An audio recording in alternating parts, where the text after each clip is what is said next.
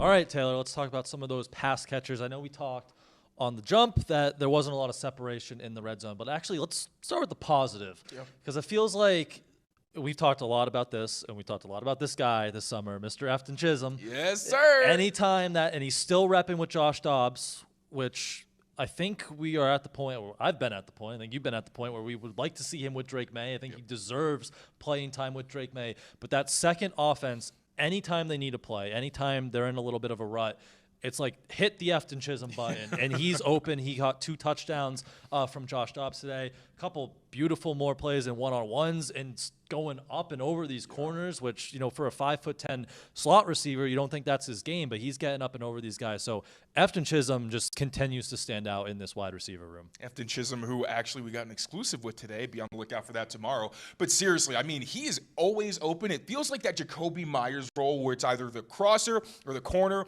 Guys have no idea where he's going to break at the top of routes. He does such a good job using head fakes and kind of body weaves at the top to get guys completely guessing. And like you said, attacking at the catch point, that's been huge. It looks like he's gaining confidence. He's been so consistent.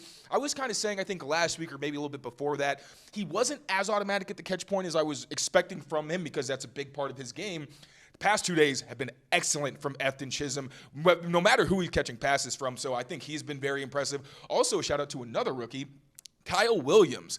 Mike Vrabel specifically mentioned him unprompted. He was asked basically about Todd Downing quote about basically production not necessarily matching process, and how, especially for these younger guys, it's not always going to show up early, although it is for Efton Chism. But Kyle Williams is getting open at times. He did drop a dig during one-on-ones. That was pretty rough, but he's a guy who's getting open consistently. Mike Vrabel pointed out that he is getting separation, and he's working his tail off. Sometimes the ball just hasn't either gone his way, or as we know, he hasn't gotten catchable passes. So while we talk about like the receivers and the lack of separation and all that, you do see there's young talent on this roster that could potentially at some point contribute. Efton Chism, I think, is going to do it sooner rather than later, especially considering Matt Collins has been very inconsistent. You see the splash plays, but you also see drops, times where it's contested opportunities that are getting punched out. And Efton Chism doesn't really have those mistakes, albeit he's going up against a different level of competition. But Matt Collins even, he is pretty clearly the wide receiver 4, and he is repping with Drake Maye, but he is also working a lot with Joshua Dobbs. So I wouldn't be surprised, like we mentioned yesterday,